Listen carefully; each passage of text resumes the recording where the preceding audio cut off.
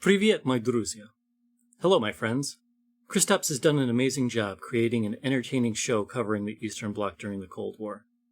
If you're looking for an interesting new program on a totally different subject, check us out. We're the Iroquois History and Legends podcast. My brother and I tell the story of the Iroquois Confederacy. They were a Native American superpower that controlled and influenced much of the northeastern United States. Their society and culture influenced the modern American Constitution and the women's suffrage movement. When you're done here, look us up. That's Iroquois, I-R-O-Q-U-O-I-S. Iroquois History and Legends Podcast. You can find us on iTunes, Google Play, Spreaker, and many others. And now, without further ado, here's the man, the myth, the legend, Kristaps.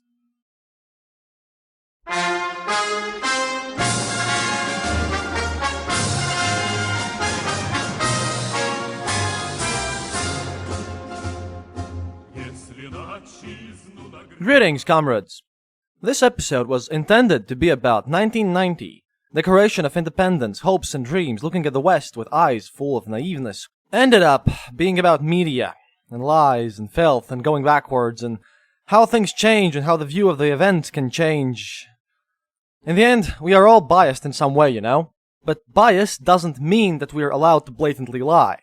This one is about lies, old and recent, and is a personally painful one for me to make. See, my little grandmother, she had saved up a lot of newspapers from the era of the collapse of the USSR, or the awakening, Atmod as we call it here, and they're very revealing and valuable documents. Pictures of the Soviet-era newspapers used in this episode will be on our website, accompanying the show. Oh, and answering a question that popped up since the last episode. To view show notes and pictures, you have to click either on the name of the episode or the read more symbol on our homepage, theeasternborder.lv. They don't automatically appear because I like minimalism, but I probably should have warned about this beforehand. Before we can get to all the old stuff, and before we can do the chronological events, recent events have forced me to start with a brand new, very recent article, which is well connected to Atmod, well connected to our lives, and is very painful. It also reveals a certain zeitgeist and feel in the air, and is very connected with everything that's going on. It's from the site called rubaltic.ru, which calls itself an analytical portal of the Baltic region. It's a somewhat special site. And you know what? We'll be looking at a few articles, few articles. One from Rubaltic and some others, for comparison, between each other, and between now and then. Making this episode made me very, very angry. Very angry, because it touches on a deep personal tragedy of the Baltic states and tries to make a mockery out of it. So, this article is by a certain Denis Kuzmin. It was written in the 17th of August, 2016. The article is titled, "In Moscow, the truth about the Lithuanian independence struggle has just been published." I will basically be retelling the article for convenience. There will be direct quotes when noted. See, this article is about a book. It's about a book presentation, to be exact, and this book has just been published in Moscow. This book here, about which the article talks about, is by a certain Galina Sapozhnikova. And the book is titled, "Who Betrayed Whom? Who Killed the Soviet Union and What Happened to Those Who Tried to Save It?" Galina is a journalist, or so she calls herself, who has graduated Leningrad State University in 1988 as a journalist. And apparently has been dabbling into writing history books and working in various newspapers from then on. Even, and this is important, receiving Russia's Journalism Award, the Golden Feather, in 2004. Now, before analyzing this article, I looked at her previous book, and that one was also about Baltics. And it was called Arnold Meri, the Last Hero of Estonia. Now, to put some context in how this woman writes, is that I have to explain who this Arnold Meri is. See, for starters, I wouldn't call him a hero of Estonia. He was, however, a hero of the Soviet Union. And an interesting fellow indeed. You see, this Meri was born in 1919. He joined the Red Army voluntarily in 1940, by the way, while the Molotov-Ribbentrop Pact was still in place. And at about the same time that Stalin had decided that our three little countries had no real reason to exist anymore. As Meri was a dedicated communist, he was elected to the city communist youth organization of Estonia's capital Tallinn, and ordered to organize a communist youth organization, or Komsomol, in his Estonian army unit. Now, after Estonian army was no more and got integrated in the Red Army, our nice young man became a deputy political officer, or politruk as we call them. Now, if you recall, that's the person who's responsible for proper communist morale. That should tell you something about fanaticism, okay? He fought in the war for the Red Army. He showed heroism, was wounded a couple of times, really went really hard fighting against the Nazis, received the Lenin's Order, and became the first Estonian ever to receive the Hero of the Soviet Union title. After World War II, retiring from the Red Army as a colonel, he served as the secretary of the Communist Youth Organization's Central Committee. And yeah, you know, man fights Nazis, pretty good, is a hero, okay, fine, but this is where things go a bit shady. You see, we have talked about the 1949 deportations before. They hit all the Baltic countries, and a lot of people just died. And according to the recent Estonian prosecution, relatively recent, Meri participated in and was charged with genocide in 2007 because of his role in these deportations. Now, the thing is, Meri did openly state and admit that yes, he indeed participated in organizing the deportation of 251 Estonian civilians from the island of Hiiumaa to the Novosibirsk region of Siberia. By the way, this region also contained the youngest person to be deported from Estonia, just a year-old baby who died in exile next year.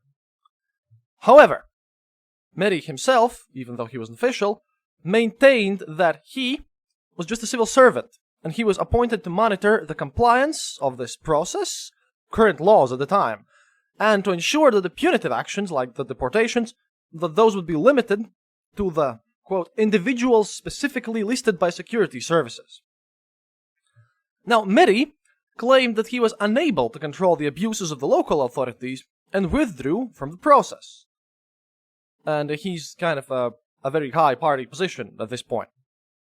Now, interestingly enough, Meri was stripped of all of his titles and orders and benefits he had received in 1951. Now, it's hard to find the sources of why, but supposedly because he was writing to the authorities trying to attempt the review of certain deportation cases to get some people back. Another version states that it was because of his withdrawal, as claimed by Meri himself and happened in 1949, but this is not certain. He was later rehabilitated in 1956 and led a peaceful life until 2007 when he was charged with this genocide. He died in March 27, 2009 without any conclusion to the trial.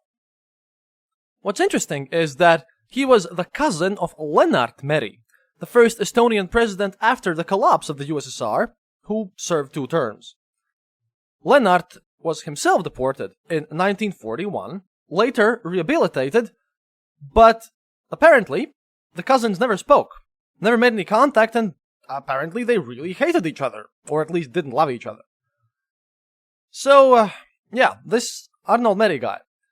Galina Sapochnikova calls him the last hero of Estonia, the savior of Soviet values, the one man who cared about every last being ever, and glorifies him to no end.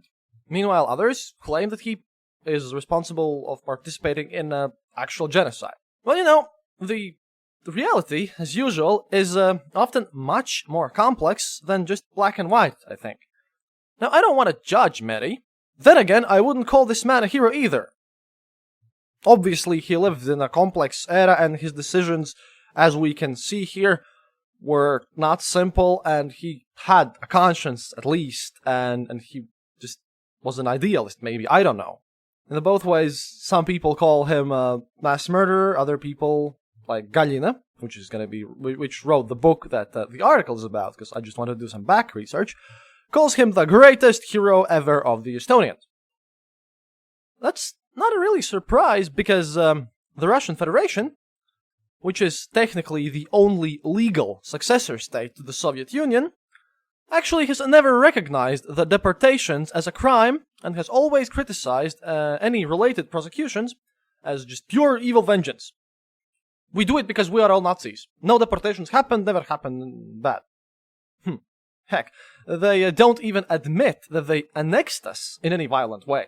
Really, Putin has said that occupation never happened, everything's voluntary, of course, yeah. But okay, back to this article.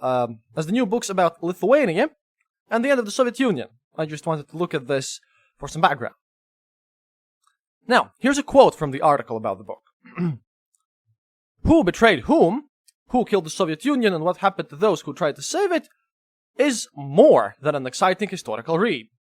It's also a punishing death sentence to the myths of occupation and the legends about the heroical nationally liberating battle against the USSR, not only in Lithuania, but in the whole Baltic region. Then, the author of the article quotes the book. The population of Lithuania was psychologically zombified. They were being prepared to offer sacrifices to the altar of freedom. At the same time, quickly, armed groups of fighters were formed. But if there is a negative idea of sacrificing something, then there are scenarios of bringing it to life. End quote. Well, Americans and other Western friends, turns out, if we draw some philosophical parallels here, our famous dedication to liberty would also be a result of psychological zombification, according to this author. Oh, and the article goes on. You need to take into account that the nationalists were themselves shooting at the people who died in the process. You can't blame the Soviet army here. That would be a crime and a distortion of the historical reality. Varennikov and Kuzmin, who were involved Soviet soldiers in this event, I'll explain about it later, don't worry. These people guarded people from both sides. How everything happened, nobody can tell. But there was no order from the guard commander to open fire. I can attest to that. I had a radio phone, with which I could call Moscow, the higher-ups and commanders. But they called me and asked me what to do themselves, as everybody was jumping around and breaking stuff everywhere. This lady has all the Russian money, press attention, and a nice prize for serving the regime loyally. What do I have? Well, the truth, and that's good. Evidence in paper form, saved by my grandmother, and you guys. Let's see how we match these things up. First off, I wanted to do a specific episode about all these tragical events, and I will get to this in a proper large timeline. But apparently, it's obvious that I do have to explain about what the lady is writing here. Now, you see, what happened in Vilnius, or Vilna as we call it in Latvian, during the barricade events in 1981 is a huge tragedy. In kind of the ways of looking at it, it's somewhat like 9/11 in the impact. We are jumping around a bit. Okay, I know this episode was supposed to be about 1990, but we'll get to this, and I want to show you why we're afraid here. Basically, Lithuania declared independence from the Soviet Union on March 11th, 1990. Latvia did it on May the 4th, 1990. Estonia, November 16, 1988, with weird things going on after that. But these were all just declarations, without approval from the Soviet government or anything.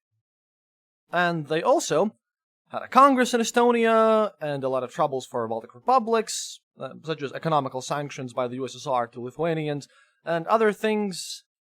The events in 1981 in Vilnius triggered the so-called barricades.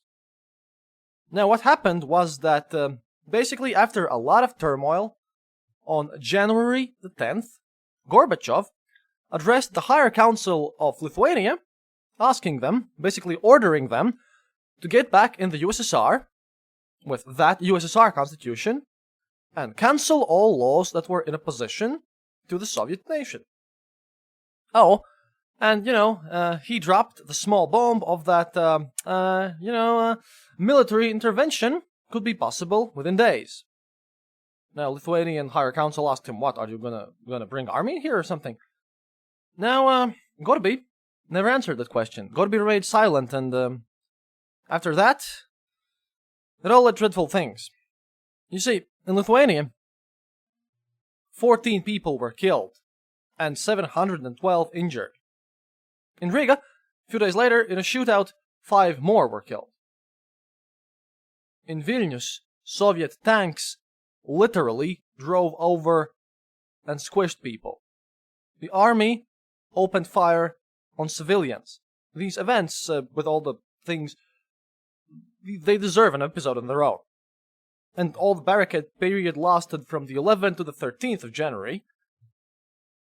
But in the 13th of January, 1991, in Lithuania, the Soviets, who were attempting a coup of this now declared independent Lithuanian government, wanted to acquire control of the television tower. And there were people there who wanted to prevent them from doing that, and they hoped that, maybe they'll stop them. So then the Soviets ordered tanks literally driven over people, and they ordered to open fire at the protesters there, the people who were guarding their independence. They managed to acquire the control of the TV tower, and even started broadcasting for a while, and this will become important. And the broadcast said, "Brother Lithuanians, the nationalist and separatist government which confronted the people has been overthrown. Go home to your parents and children." Yeah, well, it all ended differently, and like I said, separate episode, but you get the idea, and it's a quite terrible tragedy that happened. Here is what our newspapers said about the events in Vilnius and in Riga. In Riga we just had tragic shootings. Weird. We were all afraid that the same things that happened in Vilnius could transpire over here. The newspaper, Voice of Riga, 23rd of January, 1991. Article called Bloody Theater of the Absurd by Rudolf Svilksnich. What happened on Sunday, I think, does not allow for any rational analysis.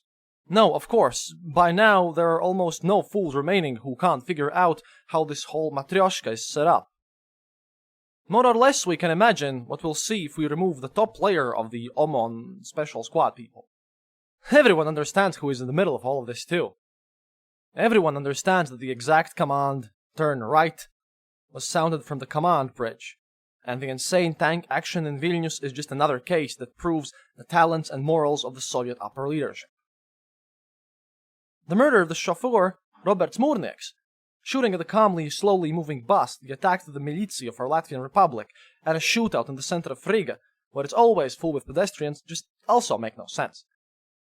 It doesn't matter from what viewpoint you look at this madness, this pointless action, which ended up with 4 deaths and more wounded people. By the way, most of the hurt people were non-Latvians, doesn't fit any of the potential versions of how a Soviet coup of our republic could even be attempted. The night from Sunday to Monday clearly, again, proved that the resistance against the communists in Latvia and in the Baltics in general is not organized by any national lines. Later in the same article. I remember the forgery of the Leningrad journalism superman Nevzorov, reread certain passages from Litvinova, where she tries to mask the evidence that would lead to the murderers of Murnieks. Again, in my mind comes the President Gorby's ultimative demands to Moldova and Lithuania, and also the fact that he, Gorbachev, is the High Commander of the Armed Forces. And he is now stating that he had no idea what was going on in Vilnius, and that in the last few days his team has been abandoned by multiple valuable advisors. But how shall we live if the Black Sotnya, the Black Hundred, the OMON squads, the Soviet KGB with machine guns in hand, will slowly spread their influence throughout Latvia and then throughout the whole Union? End quote. Yeah, guess what could possibly happen if later on we would have someone with as much KGB ties and as much of an ambition and desire to turn the time back as Andropov and other Soviet leaders would. And what would happen then? Another news article. This is from the News in Short section. It's a newspaper by Anna Kozlova. There are 3 specific short news that I want to read to you. Last Sunday, denouncing the brutal and bloody violence of the army in Lithuania, there were mass protests in Russia, Sverdlovsk, Leningrad, and Moscow. In Leningrad, in the Palace Square, around 20,000 people had assembled. In Moscow, the number was much larger, around 400,000 people. The people in Moscow demanded the resignations of the President Gorbachev, Minister of Defense Yazov, and the Minister of Interior, Pugo. There were a ton of posters. You could read things like, Lithuania today, Russia tomorrow, and freedom is stronger than bullets and the Kremlin murderers. The protest movement in Moscow was organized by the movement Democratic Russia and its leader, Yuri Afanasyev. And another one. It's one of these small articles. He who sows wind reaps a storm. Directly after the tragic events of the night having arrived in the Latvian television, this was said by a Russian priest of the Orthodox Church, A. Zotov, addressing these words to all the politicians standing behind the actions of the Omon Black Berets. A. Zotov was participating in the talks with the Omon squads together with General Goncharenko during the night while those squads had taken over our Ministry of Interior. End of this small article. Now, next one. These are interesting, aren't they? Assistant Chief of the Latvian KGB, Trubinch, denouncing the Omon squad violence, has announced that his organization, that is the Latvian KGB, shall only obey the orders of the Latvian Republic and its government. And, last one of these short news. Provocative explosions have already reached Estonia. During the night on Monday, there were 2 explosions in Tallinn. There are damaged buildings and a lot of destroyed windows. Thankfully, nobody has been hurt. As we can see, the scenario remains the same. Now, I choose these because they're very representative. You see, we hated the Omon, the Kremlin murderers, and the communists, and people in Russia were showing a lot of support for what was going on here. Everyone knew about what happened in Vilnius. And now, they like to present us as Nazis, and call us zombified because we wanted freedom. Back then, everyone wanted to get rid of the damn commies. Well, everyone who wasn't a commie, at least. Soviet Union was essentially a prison for the working class, and Russia, after that, was a good neighbor for a while. Things have changed pretty fast now, haven't they? Russophobes we were not one bit. We all were punks and wanted that big burger. Now, I will devote an episode for when and how it started to go wrong, but then again, episode 18 contains quite a lot of information on this. Because that KGB thing, those Omon guys, I think it has returned. Let's go back to this so-called final nail in the coffin of Lithuanian independence struggle. And to some nice parallels that Miss Zapozhnikova mentions in her presentation, that this wonderful article quotes gleefully. Quote, jumps around in the modern situation. This statement has a symbolic meaning. Truth to be told, recent events in Maidan in Ukraine, to the pain, reminds me the drama, in all meanings of the word, in Lithuania in 1991. Same mysterious snipers, same ritualistic sacrifices, same blaming of Moscow, same guidance by the West, theatralism, and banal Russophobia under the cover of fighting against the Empire. And a bit further on. First part of the book is dedicated to the January events in 1991 in Vilnius. I didn't go into the technicalities of what actually happened there.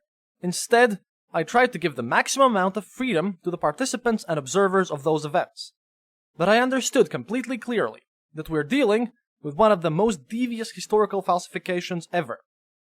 It became especially clear when we saw Maidan on Kiev in our TV screens. Compare the technologies, compare the heroes. Same scenario, not even a half a tune of difference. Thus, drawing parallels, said in her book presentation Galina Sapozhnikova. Oh, and then she mentions her main witnesses, main sources for her book. Before I talk about those, just remember, what happened in Vilnius there, and what she's basically saying right now is that, I would like to mention some other country, but imagine if the Russians would just publicly present a presentation somewhere, like right now, in Moscow, stating that we have this book, and we have proven that 9/11 was an inside job, but you know what, it's actually okay. The Americans deserved it because they are all Nazis. Everyone's a Nazi. I think by now everyone's a Nazi. Yeah, so, just to put things in context, this is how we feel emotionally about what the book really states now. Her witnesses. These are also very interesting people, because, maybe you might be thinking, well, what if what she says has some legitimacy?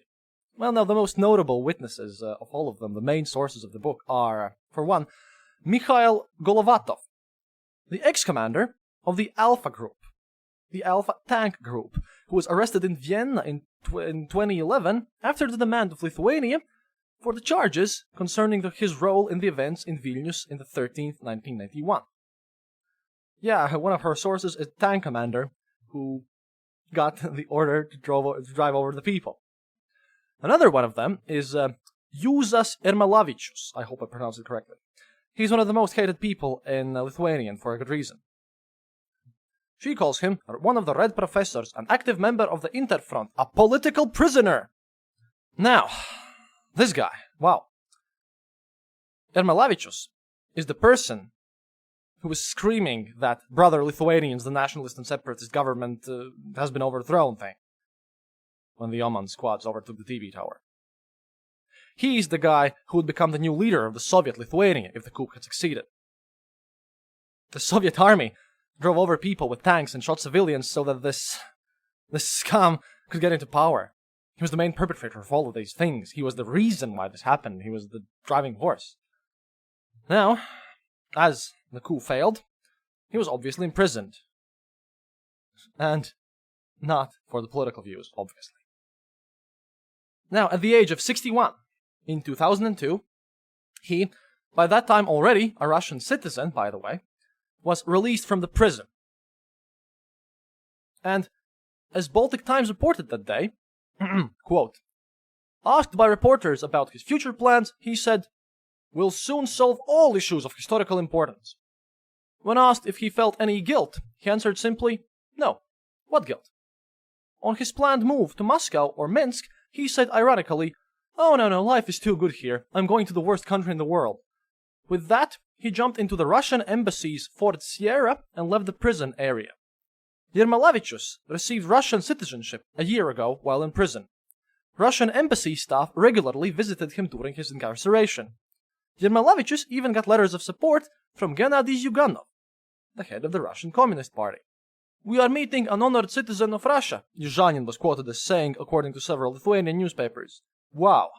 I know that many terrorists are gone already, but in 2002, I don't know, imagine if you had actually captured Osama bin Laden alive and put him in prison.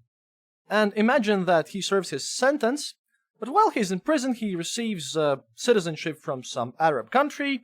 They greet him as the hero, and as he exits the prison, this random Arab country just grabs Osama bin Laden, declares him a hero, and says, "Oh yeah, you're a cool dude, America is terrible, we're just gonna take you, you're the best guy ever."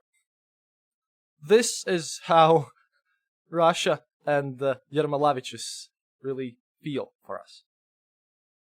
And this guy obviously is not welcome in Lithuania.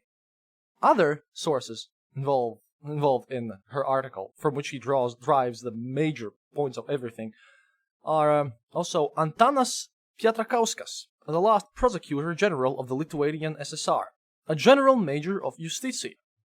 Yes, they used to have military ranks for judges back then. And you can guess why. Now, also, Algimantas Naudžiūnas, a general major of the Space Corps, who at the time was the acting secretary of the Lithuanian Communistic Party's Central Committee. All of these nice people were arrested in that TV tower. All of them were involved in the events of those 3 tragic days, especially the last one. All of them are now and then giving interviews to Russian media about how everything has gone downhill since the collapse of the USSR. They all live in Russia. they are all very much not welcome here anymore. Now, there are Latvians and Estonians just like that too. I don't want to put the blame on Lithuanians here. For one, the former mayor of Riga, Alfreds Rubiks, which was the leader of the local communistic party, he also spent time in prison for the Omand activities in Riga. And well, now, lately, Anton Vanjo, the new Putin's chief of staff, is an Estonian. About whom the New Yorker writes that, quote, his grandfather was the Communist Party chief in Estonia who wanted to suppress the pro-independence movement there in the late 1980s. He was denied permission to do so and moved his family to Moscow in 1988 when Anton Vanjo was 16. Yeah, you know, given the chance, he would also kind of would like to drive tanks over the people. By the way, if you're wondering why Lithuania took the brunt and why there were some deaths in Latvia, but things went down relatively peaceful in Estonia, it is because at that time, in the party circles, Lithuanians were considered the most dangerous, the proudest, with a history of being a mighty state themselves and with the largest population. If the Lithuania would fall back to the Soviets, we all would, or so they thought up there. Then there was Riga, a major and important city, a port city after all. And the idea was that, say, let's make some trouble there, turn things over here, then, well, at least Estonia, who had the smallest population at the time and considered the least dangerous to the regime, that would fall. And you know, maybe after that we could try again in Lithuania later. But you know, we didn't fall, it turns out. And now, Miss Galina, who dares to not only call herself a journalist, but also make conclusions with pretensions to absolute historical truths, says that it's the same scenario as in Ukraine, in the Maidan. Same scenario. Ukraine. Yeah, we'll get to that. Same scenario indeed, except that we are not talking about Maidan and revolt here, we're talking about annexations. Latvia, Lithuania, Estonia in 1940. Attempts of the same scenario a year earlier in Finland, 1939. Yeah, that didn't work out that well. Numerous pre-made governments with fake elections and people demanding to join the USSR. Yeah. And now Crimea, 2014. Same scenario indeed. And you know what? For all the faults that Yeltsin had, at least he actually wanted democracy. He wanted the Russian people, not some elites, to live well. And, unlike Gorbachev, Yeltsin didn't order tanks to drive onto people and shoot at civilians. Yeltsin did not purposefully irradiate thousands of Ukrainian children to cover up Chernobyl. And, unlike Gorby, Yeltsin also did not receive a Nobel Peace Prize. Receiving a Nobel Peace Prize because it could get even worse but didn't is one of the weirdest things out there. To respond to the statements of Ms. Galina, another newspaper from January 1991, The Independent Struggle, a newspaper for the Latvian Republic, 22nd of January. The article, New Events in Lithuania. In some districts of Lithuania, especially in Vilnius, the militarist forces have started to become active again. Thus was reported in the Lithuanian Higher Council press briefing. Several incidents have happened during the night. The military is still blocking the roads that lead to Vilnius. Every vehicle entering or exiting the city is being thoroughly searched. Personal belongings of the drivers and passengers are often taken away. It's an open highway robbery performed by Soviet army units, led by their officers. More and more drunk soldiers can be seen on the streets. They are, of course, armed. Every day, more and more secrets are revealed, tied to the so-called Lithuanian Nation Rescue Committee. Collaborators in Lithuania already have begun to declare themselves coordination councils. There is information that in these councils there are many of the old Lithuanian Communist Party activists from Vilnius, professional party bureaucrats from various districts, members of the USSR KGB, and the retired Soviet military members. Some surnames are already known. There is another point of tension now in Lithuania. The Higher Council has been informed that the Soviet army shall not leave Germany by land, but rather with a ferry over the sea which will take them to Klaipėda, where the first Soviet soldiers and armored personnel carriers from Germany have already arrived. According to plan, the full removal of the Soviet forces from Germany will take up to 4 years. And finally, before a small break, some fragments from an article that I really want to read you, from the last article of these old newspapers. Same number, Independent Struggle, by Arija Klimkana. The article is called Crosses on the Road.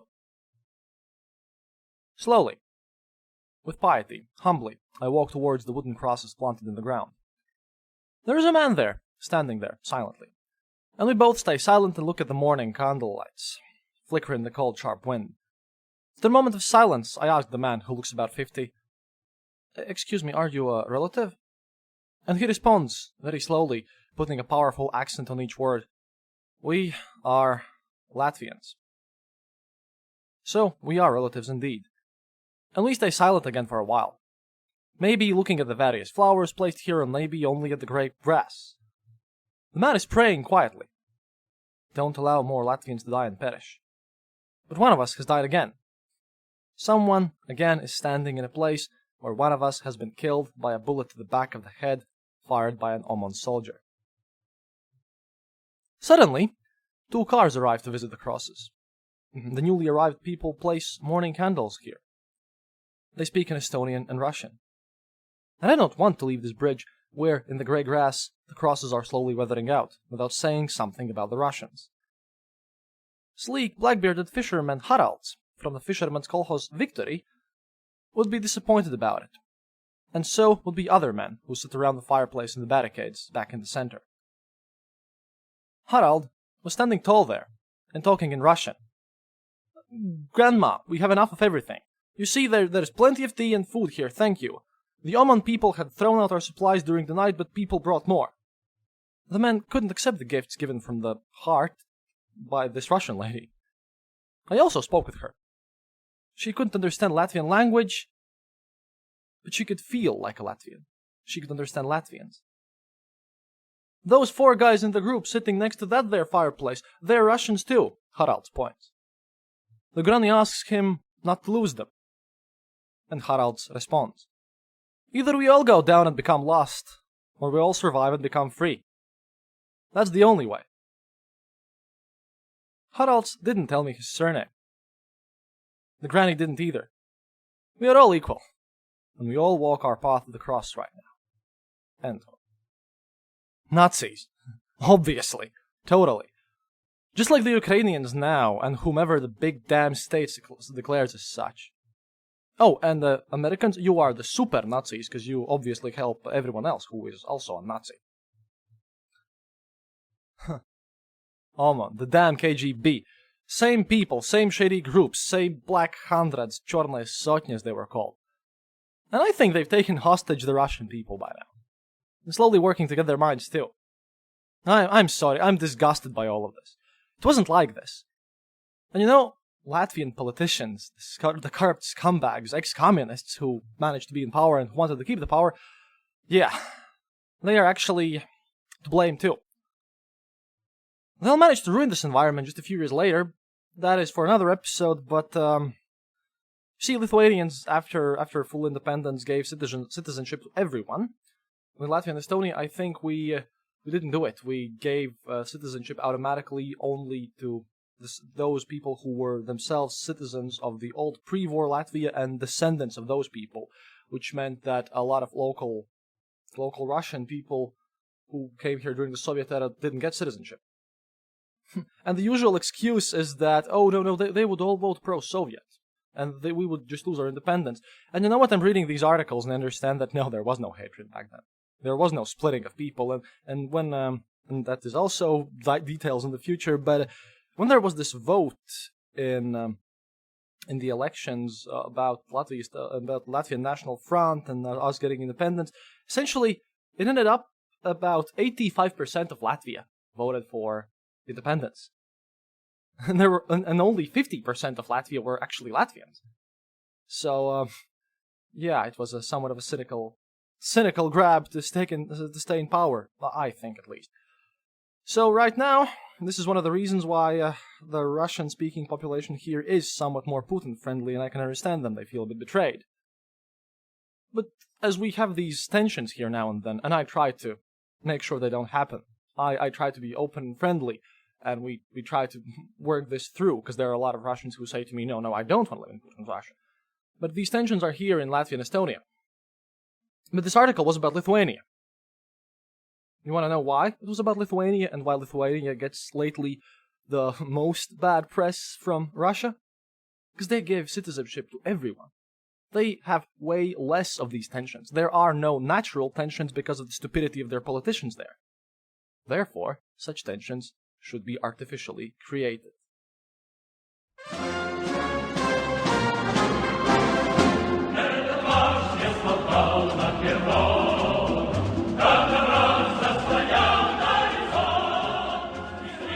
First and foremost, thank you to everyone who donated for our wedding in our fundraiser episode. Super special large thank you to everyone who supports us on Patreon. If you haven't done so already, we would like to have your one local currency via PayPal. You can still make it. The wedding's on the 15th of September. You can support this show in patreon.com/The Eastern Border, or you can just click the sign up button on our Facebook page, The Eastern Border. If you donate at least $1 per episode, you will receive an ebook, and as of now, 2 movie riff tracks. We're going to be making them soon, just life is busy. If you donate at least $3 per episode, you can participate in the Soviet souvenir draw. If you donate $5 or more per episode, you can get bigger and fancier souvenirs such as Russian banknotes and stuff. If you want to do a one-time donation, that is also completely okay and accepted, and more than welcome. In that case, go to theeasternborder.lv and click the donate button. And while you're at it, leave us a comment.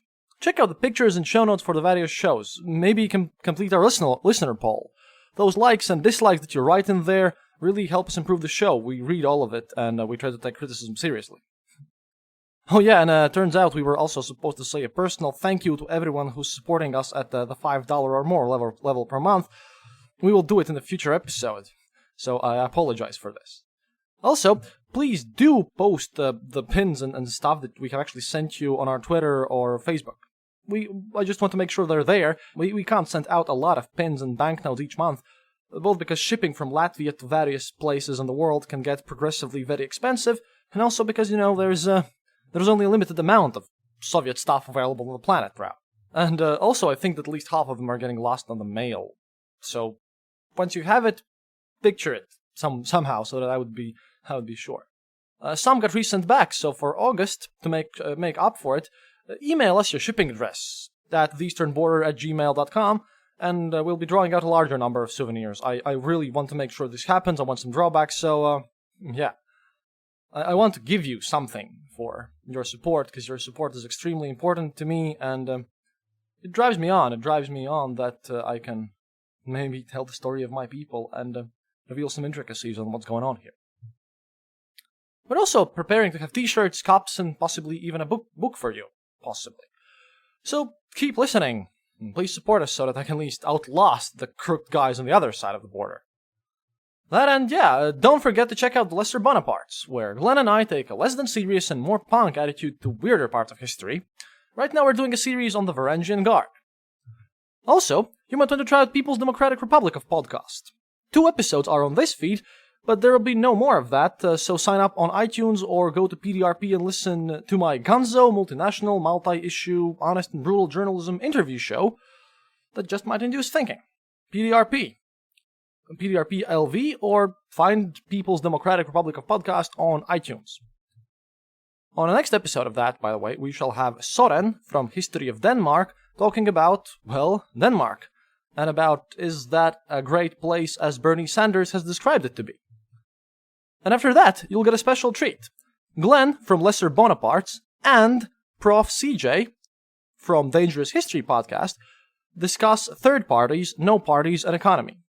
And I interviewed them, and even though they're on the completely opposite ends of the spectrum being completely outside of the regular left-right thing, they actually agreed on many things, and we had a great and civilized discussion. And last but not least, check out Dark Myths Podcast. As you know, we are a member of the Dark Myths Collective, and there are a lot of awesome podcasts in our group. You go check them out at darkmyths.org, or now you can look up the Dark Myths Podcast and listen to interviews with our members. Hosted by yours truly, as I'm the group's journalist, I suppose. But all in all, thank you for listening, thank you for being here, and yeah, this info part was a bit more cheerful than the rest of the show, but really guys, I needed this.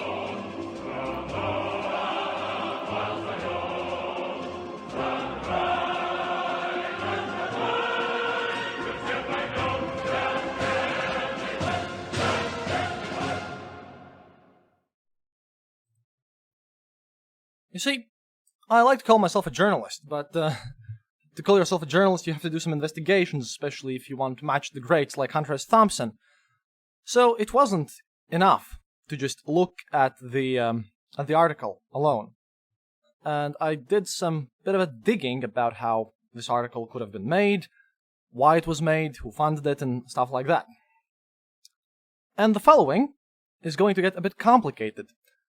And this episode will be a bit less nicer than originally intended, but please bear with me, as after understanding both the article, which you do already, I hope, and where it came from, it'll be much easier for you to understand how things actually worked, and still work here, and how any news story coming out from Russia should be understood at first. And also why my podcast relies more on people's experiences and their subjective stories, more than any official Soviet history book. Seriously, it wasn't intended that way, but once again, on the eastern border, the past influences the present. Sadly, we have to quote George Orwell again. He who controls the past controls the future. He who controls the present controls the past. Again, I promise it will all make sense by the end. So the site where the article that we were talking about is called rubaltic.ru. But you have to understand what kind of a site that is. It's mostly in Russian, but there are also some articles in Latvian, Lithuanian, Estonian, and English, albeit very rarely. Now you can easily find that this site is Russia-based, with the official address being Kaliningrad, Alexander Nevsky Street 14. Obviously, it's aimed at and is often read by the Russian minorities in the Baltic countries. And by the way, it doesn't include just Latvia, Lithuania, and Estonia. No, they have articles about Finland, about Sweden, all around the region. But that's not the sole function. The newspaper's analytical op-eds and articles are often quoted and used in other Russian media to also influence a certain view about the Baltic states, and especially the status of the Russian-speaking people in these countries. How can I be so sure of this? Well, this is where the interesting part starts. You see, Rubaltic.ru chief editor is one Sergei Rekeda. He obviously is a multi-talented man. He also manages to be the Director General of the Information and Analytical Center on Social and Political Processes in the Post-Soviet Space at the Moscow State University. And that's a tenured spot at a prestigious state university. Now what wonders me is, why is things called post-Soviet space? It's like, we belong in that space, or something, or are we considered still under the Soviet influence? And what exactly is the post-Soviet space, then? Technically, all the planet right now is a post-Soviet space, because we all live after the Soviet Union, and all this huge title, what? Is this man supposed to be the director of analyzing everything ever politically happening ever?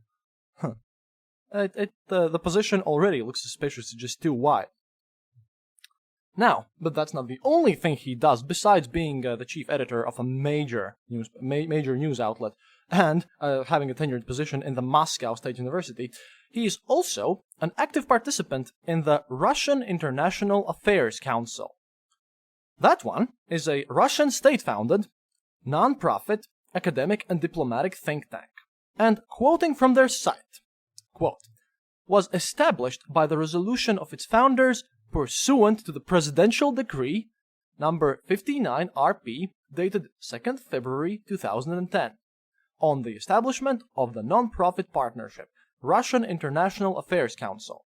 So we have a think tank that is Foreign Affairs Council. By that we can understand that it's supposed to give advice and think tank out the problems to make Russia look good.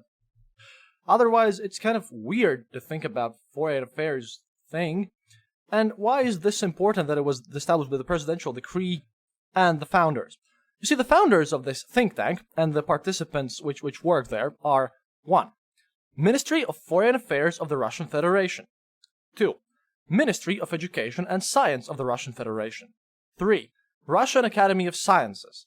4. Russian Union of Industrialists and Entrepreneurs. Okay, that's 4 already. Foreign Affairs Ministry, great, state organization. Ministry of Education and Science of the Russian Federation. Okay, again, state.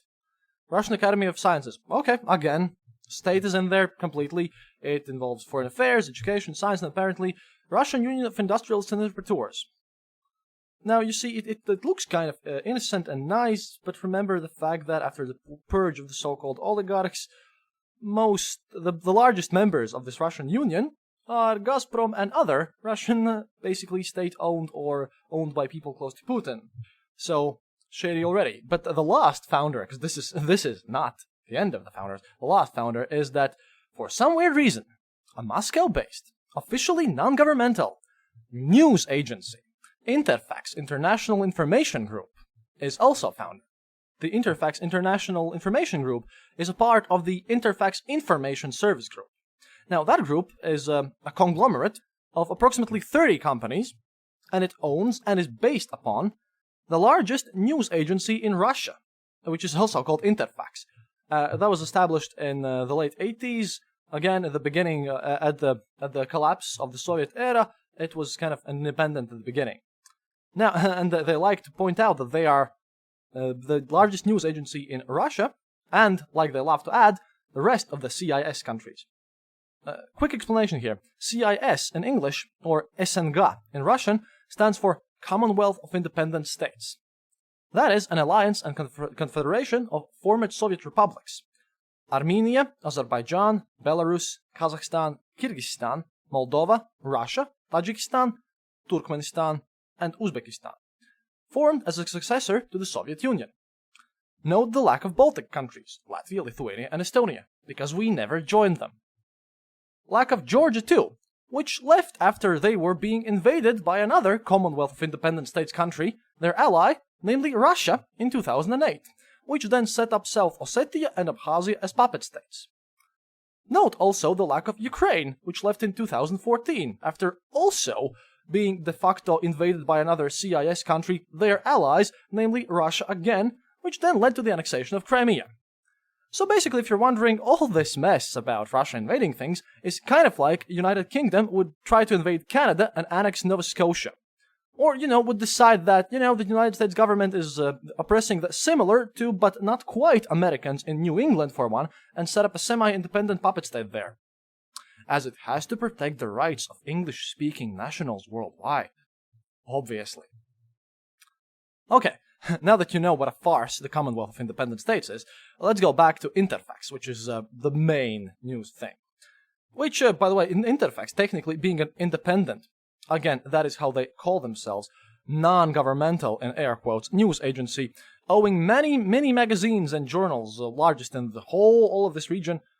This should be the bulwark of honest journalism, right?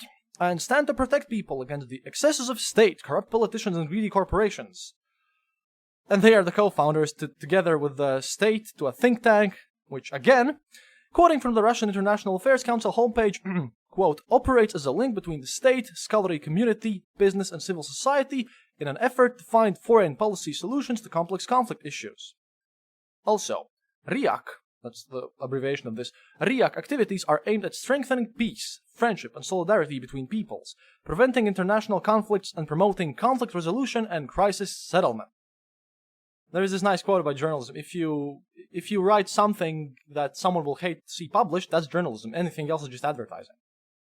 The major news agency that just works together with the government and doesn't criticize it and just sits in a think tank, they really, everything they try to do through rosy words and through their blatant name, because International Affairs Foreign Council, they give advice to Russian officials about how to look good, how to act in foreign affairs. Because, it would make sense if they would give a good advice to them on how to look good, instead of being terrible and giving bad advice. But bad advice in the Foreign Council means that they would look bad, I suppose so, right? Well, now, free and independent major news agency cooperating with the state to make the state look good? I don't really think that this would happen in Western countries. So this Russian group, weird thing, is, not only terribly named and silly and suspicious for a think tank, they are also terrible at their stated activities, as we can see from the nice Russia attacking their own allies thing going on there. But there's another weirdness about this fund thing. And this is again from their site. Quote, remarks by President Dmitry Medvedev made on March 23, 2012 at the workshop conference. Euro-Atlantic Community of Security, Myth or Reality? Quote, the Russian Council for International Affairs was established 2 years ago. We supported this initiative, and I think we were right to do so. I hope that the civil society representatives, scholars, diplomats, and military people on the Council feel the real demand we have for their views and contribution. Wait a minute, why would the military officers would even be on the Council, which is technically a foreign policy think tank, dedicated to preserving peace and giving advice, and I didn't see the Ministry of Defense anywhere there. Unless, I mean, those people are, let's say, a special kind of military officer. The kind that you would expect to be under the Ministry of Foreign Affairs after all. Now, this is really weird as the Russian president basically says, yes, we really want your views and contribution. Basically, you make me look good. This is a very strange thing for a think tank to do. But that's not even it. That Interfax holding built on the huge news agency that's independent journalism. And they're actively participating in the foreign affairs, as you can understand from their place on the council, as Dmitry Medvedev, Mr. President, has just stated. How and why exactly are independent journalists allowed to form the foreign policies of a country? Maybe they are just crazy good and crazy independent and doing their job well, right? Well now, let's look at the Russia's foreign affairs and figure out what our independent media holding company / largest news agency from which everyone grabs their news, including this RuBaltic.ru site and many others, what they have reported about the foreign policy. Maybe they are super honest and I'm just exaggerating here, and that is not Russian propaganda at all. By the way, knowing that the Foreign Ministry of Russia is very involved in this think tank, after all, it's a foreign affairs think tank, does that mean that one section of the foreign ministry there is acting in direct opposition of the other sections? I mean, foreign ministry really doesn't strengthen peace by attacking your allies, annexing territory, while this is happening, stating in the media and repeating ad nauseum that, no. The military units without recognition marks, those are volunteers. And obviously anyone can buy uniforms, guns, tanks, anti-aircraft missiles, and organize into well-trained volunteer militias who just spontaneously want to liberate the Ukrainian people and Crimean Cossacks from, different Ukrainian people and Crimean Cossacks. Yes. Obviously, we would never invade our allies. Ever. And we would never be the great... we would never do this. We are a nation of peace and greatness. And as you know, after the annexation of Crimea a year later in 2015, it turns out, by Putin himself revealing it was in all the major news outlets, Putin himself reveals it, no less, that, we actually were involved in there, just didn't feel like telling anyone at the time. Excellent, isn't it? And now, the news agencies are all saying that, obviously, we reunified Crimea with Russia. We saved those people who live there. In fact, we saved them from the Nazis. EU and USA supported and funded the Nazis, obviously, and they are terrorists and evil. So we are the good guys, etc. and so on. Well, if they are so proud of liberating Crimean people from the evil Ukrainian Nazis, and really Russian Times especially, and all sorts of Russian media lately have been calling Ukrainians Nazis a lot. Lately terrorists, but mainly Nazis. Now, think about it. If Ukrainians are evil, terrible Nazis, and you're so proud of saving them, that I have this one logical question here. Why didn't you just reveal that earlier? Why didn't you say, hey, they are all Nazis, and here's the proof that they're Nazis and everything? Well, maybe there's something shady on this. As we can see here, Interfax is nowhere near independent good journalism. It doesn't criticize its government, ever. It doesn't criticize anything. It publishes what the state tells it to publish, posts it as fact, and basically follows the lead of, guess what, foreign ministry and everything. Very suspicious, but the more I looked into this, the more this Russian International Affairs Council seemed to be involved with every reporting thing ever. Russian Times uses Interfax a lot. Everyone uses that. And Interfax only does things that basically is good for the Russian state, obviously. They never criticize anyone, and of course, I cannot pinpoint exactly the things, but by looking at the projects that this Russian think tank of Foreign Affairs Council, they're involved in basically everything. They, as they say themselves, fund companies by Russians abroad. They support Russian-speaking people, support Russian education and everything. Basically, what they do is they spend a lot of money on this so-called soft power, as Putin himself has defined it. And the Russian International Affairs Center is council. I'm sorry, I can't be bothered with this propaganda think tank really, because that's what they really look like. Because if you have an affairs council which gives advice to the government, while it really looks like the government is just telling them what to do, and they are the central hub of all the Russian-funded activities abroad.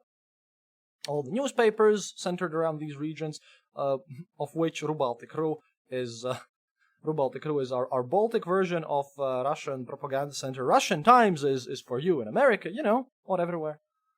This is how these things happen. Russian International Affairs Council is the central hub of this. How to say this, Propaganda HQ. And you can read it on their homepage too. I don't even have to go through here on everything. Just type in Russian International Affairs Council, and you will find how good and great they are. But if you look at what projects they fund in what countries and what's going on in these countries, if you just do a slight comparison, you'll see it for yourselves. And that's much better than me explaining this to you. So please go visit that site. It's fully in English, because all these quotes are just from this site. And I don't even know. I guess when journalism just follows what the state wants it to do, it gets really bad.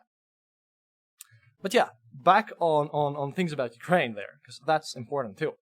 See, first, Nazi analogies appeared only on the pro-join Russia posters in Crimea slightly before the referendum day. Before that, the Ukrainians were the corrupt servants of the imperialistic West, of course, and funded by CIA, but not Nazis. Oh, and at this point, of course, all the Interfax media states that Donetsk is also, all people, and there is no involvement here. No. These people also get their Russian equipment by buying that in the convenience store. Walmart sells missiles and tanks. Yes. And apparently, as of late, Ukrainians, apparently, according to Russian state media and this Interfax, which is technically independent, yeah, it's owned by people close to Putin, obviously.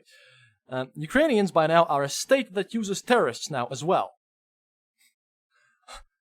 Apparently they use the world's most incompetent, overweight, stupid, and least dangerous terrorists. If the Russian media version, of course, originally by Interfax, is even true. The only way how these terrorists could be sent by Ukraine was if they wanted to play a prank or something. Especially, for one, since neither EU nor USA nor most other countries actually support and recognize the annexation of Crimea. But they do hate terrorism and fight against any countries that support it.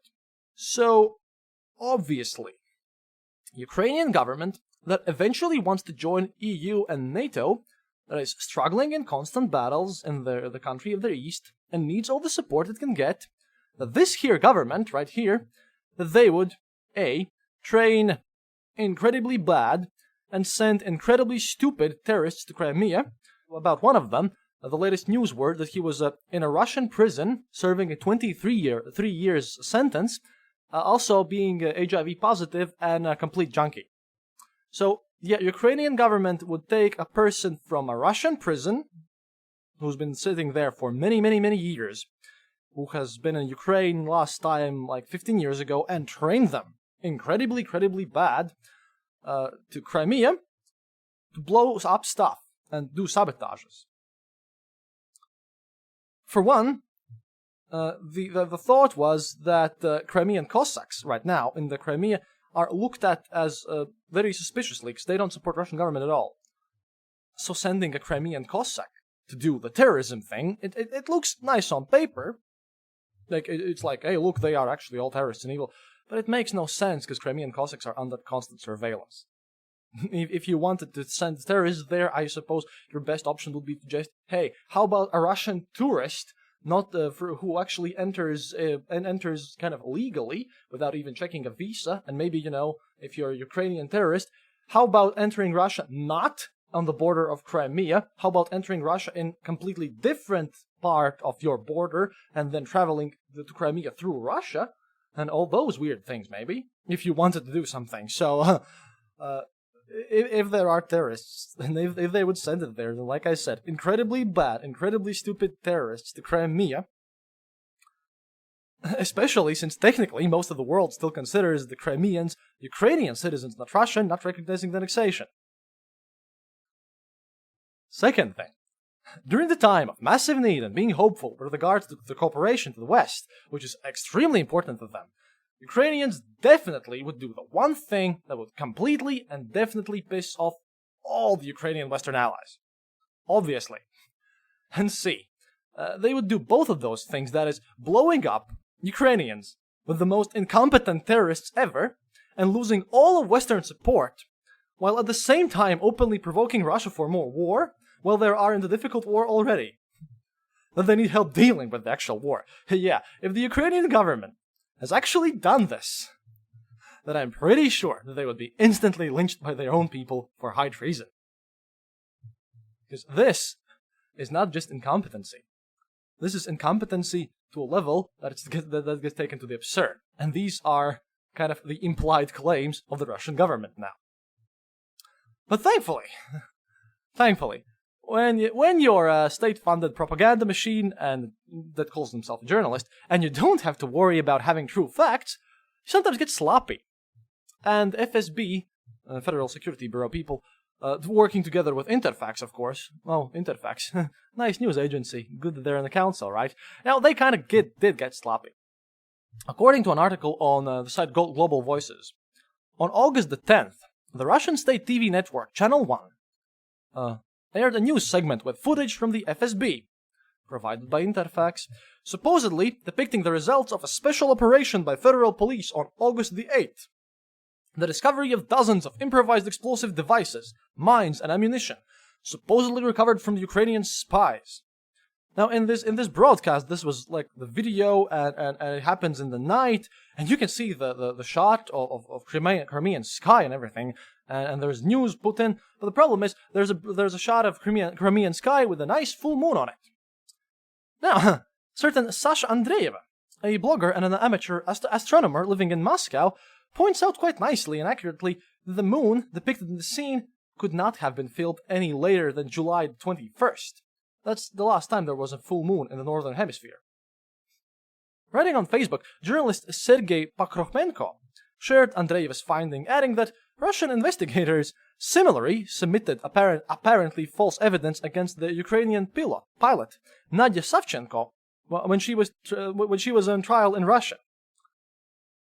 He jokes that the FSB's academies they need to start teaching astronomy, referring to certain research by an open source investigative journalists at the conflict intelligence team, suggesting that the shadows caused by the trees in the background of video footage of this Savchenko's pilot's capture actually refute the prosecutor's claims about when she was taken into custody, thereby exonerating her. But those are just facts, and facts don't matter, apparently, as we can clearly see. And look.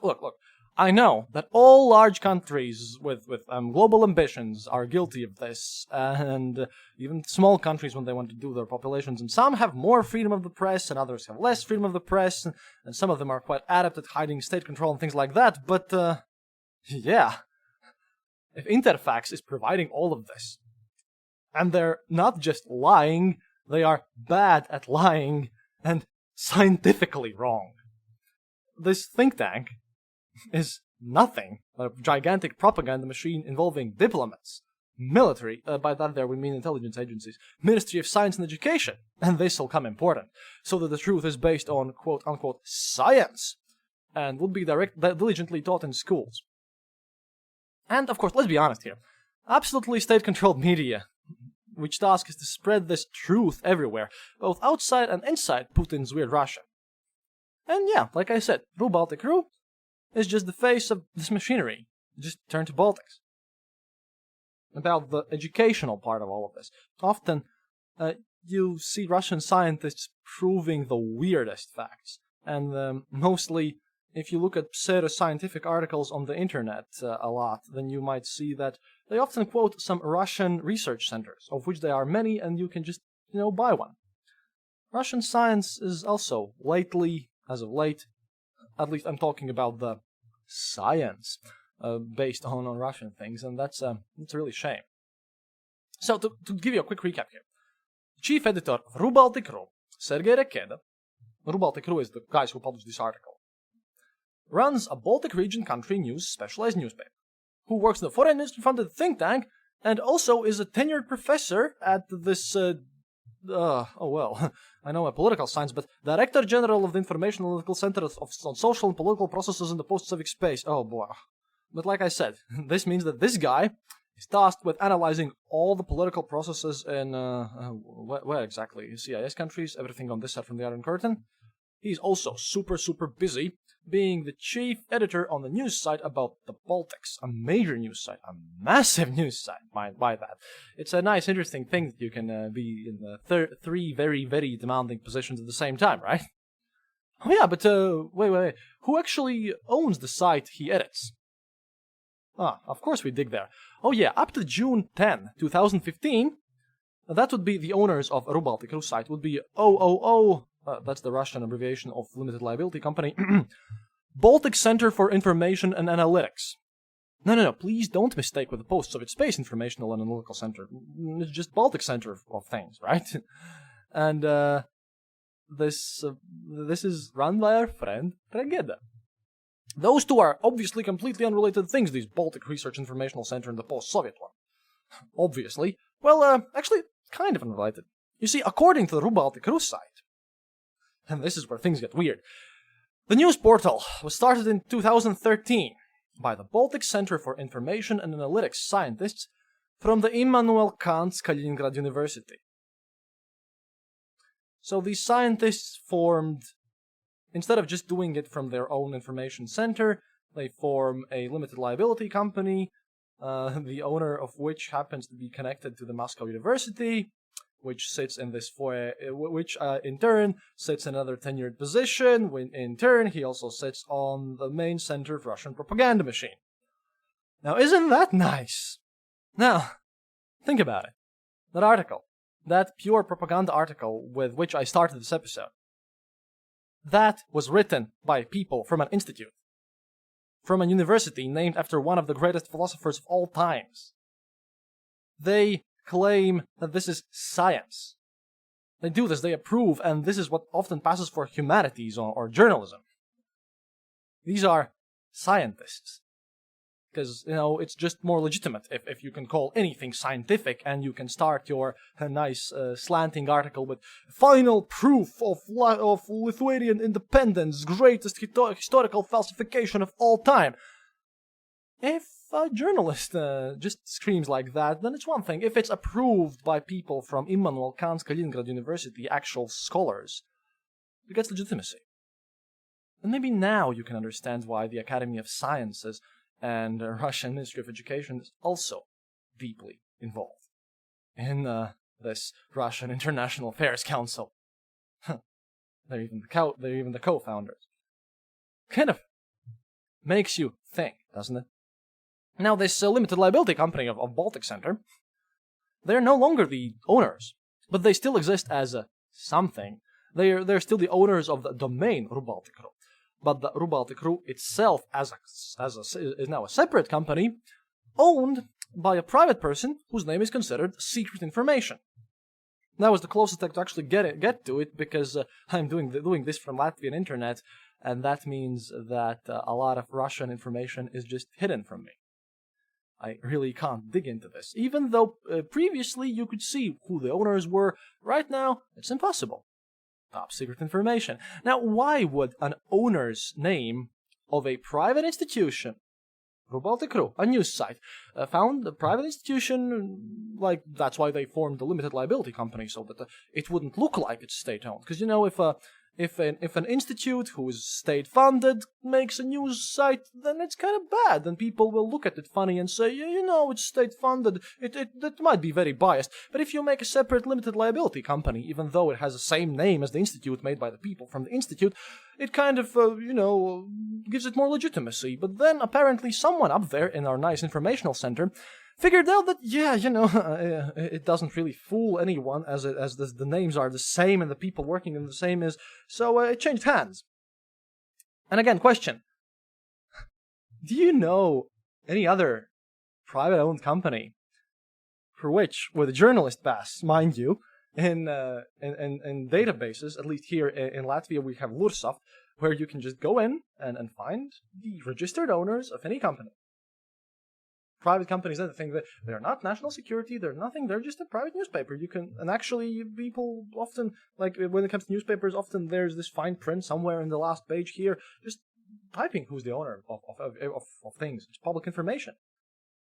Now, why would a private thing hide and make it top secret who owns it? If previously they were really proud, and they are still proud that this site was created by people and there are a lot of people that are involved in this. But you know what? At one point, I just accepted the fact that it's top secret. Because you know what? Any of the previously mentioned people or institutions, all of them, they would easily qualify for this, and actually, it really doesn't change anything at this point. Besides, it's not like the page is worth much.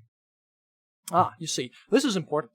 I decided that I'm not an expert here, and I don't know much about computers that much. I know how to use them, but there's the websites and everything have a price. I don't know their algorithms or anything how they calculate this, but technically it's supposed to be how much ads the site have, how the CEO is managed, how well it's run, how much you should pay to buy that site, and if it will be profitable to you to buy it or something. Now, think about it. This is a major news site based in Russia. Chief editor is in this major foundation supported by the president and everything, but it's completely independent, of course. Yeah, but it's still a major news site which publishes articles all in multiple languages. Okay, mostly Russian, but they also have articles in Latvian, Lithuanian, and everything. They have a multinational team with some foreigners in it even. They publish news articles all about all over the Baltic region. They give their information to Russian things. They're a major thing here, okay? So, I just thought, if they should be able to make money, right? They're a major news article. They need money to operate. So, I looked at the site, and there are suspiciously very little ads there. So that got me thinking, and I went to, because I don't trust only one of them, I went to two of these nice specific sites dedicated to checking out and analyzing websites to give some exact numbers about how much approximately this site would be worth. I used two of them, of the first ones that Google popped up me. First of them was worthofweb.com. Now, worthofweb.com gives RuBaltic.ru a value of $31,530. And the second one, siteofprice.org, gives it even less, only $10,656. Now, I'm not an expert here, like I said. I don't understand how much a website would be worth or anything. So, in comparison to this, how much a site is worth, and basically how much ad revenue the site kind of gets, because very little ads there and anything, how can they manage to pay off all these salaries and everything? How does this completely independent website get their funding or something? I don't know. I didn't know the numbers, so I compared it to a local Latvian-based news site, quite a bit smaller, very much smaller. They're still pretty pro-Putin. But at least they fund themselves. They're based in Latvia. You can check their owners. They publish their content in Russian. They're quite popular amongst the Russian population, and I also read them because those articles which are not pro-Putin, but those like investigative, everyday articles, they're really, really good. There are good journalists working there too. It's called Vesti.lv. Vesti.lv, if you want it in English pronunciation. Yeah, they just write about Latvia, and then they grab some facts from Russian news agencies, but they do their own investigations here. But they don't really do. They are nowhere near as large as a news site which would be supposed to cover all of the Baltic region, because it's not just about the three states. Like I said, it also involves Sweden, Finland. Sometimes even post stuff about Denmark, like all over this region. So guess what? VestiLV has a worth of web of $872,000 and $109,000 on side of price. I wonder, isn't it weird that a small, local Latvian news site is technically with much more ad revenue, because they actually run a lot of ads and stuff, but they are worth much more by themselves as a company, as this site itself is its value, than a major Russian news outlet about the Baltic region. So that makes you wonder, if they don't get their money from ads and they don't have that much worth there, how do these mystical owners of RuBaltic.ru get their money? Oh, wait. Yeah, well, that's how we live on the eastern border. Because if you backtrack a little bit and you look at all the nice connections, this is one other nice, excellent evidence about hidden, nice state financing. Great. And now imagine that we have a bunch of people that, partially because our own government's errors, partially because of outside influences, just have lived here for 25 years or more and just don't speak Latvian. And all the information that they get is from these wonderful sources like RuBaltic.ru and wonderful articles like this. That is their only sphere of information.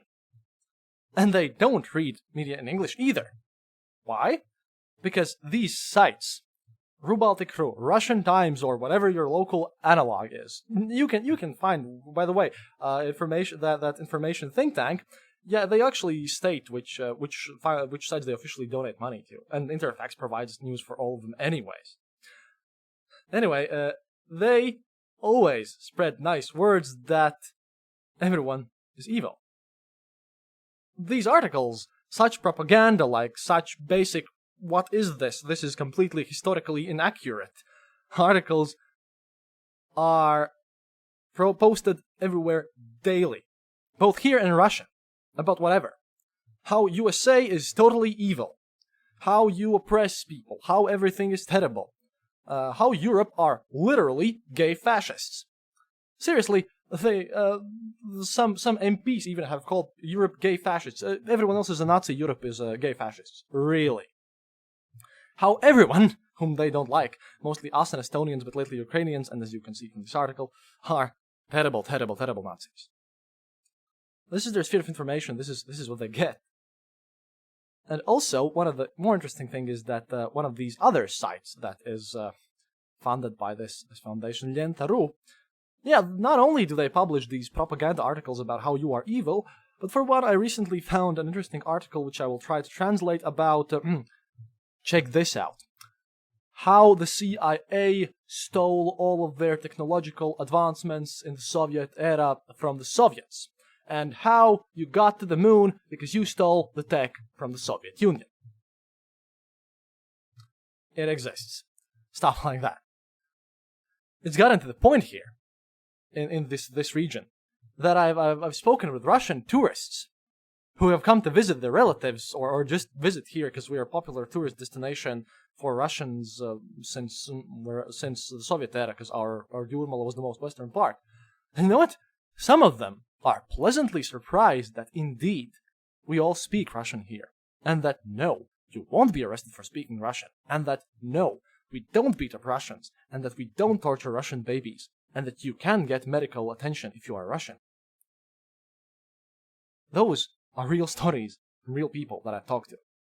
Because if this is all that you hear, all the time, crafted by the masters of propaganda and the best USSR traditions, including, of course, the occasional threats to throw nukes at everybody by Zhirinovsky, then you think like this.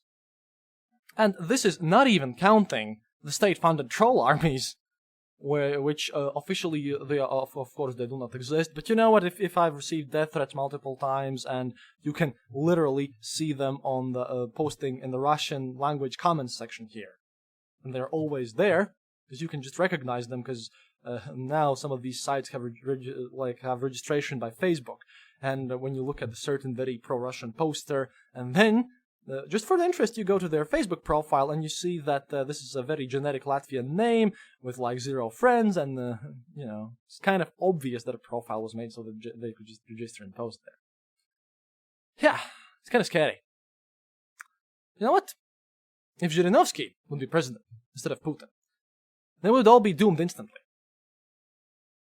As far as the Russian media goes, Putin's neither the most evil or the most flashy or the most crazy Russian politician out there. But what will happen when he's gone is someone like Zhirinovsky or Ramzan Kadyrov, who have absolute disregard for human rights or indeed human lives, takes power. What would happen then? To be honest, I don't want to see that day. I hope you found this informative. I hope you enjoyed the show. That was a bit difficult for me to do. And I think I really should look into this more in detail in the future. And I should provide you with, which I shall do, provide you with the nice chronological events with all the details that happened in the awakening here in the Baltic States. So, thank you for listening. До свидания, товарищи. This podcast is part of the Dark Myths Collective. Visit darkmyths.org for more shows like this one. Thank you for listening to The Eastern Border. If you have any comments or specific details you'd like to know, you're welcome to leave it in the comment section on our site, theeasternborder.lv, and we'll rummage even to the western border to find you an answer. Like this podcast, subscribe to us on iTunes, Stitcher, or on our RSS feed. Happiness is mandatory. Good reviews and donations feed the farmers of our kolkhozs in the great motherland. The Eastern Border salutes you.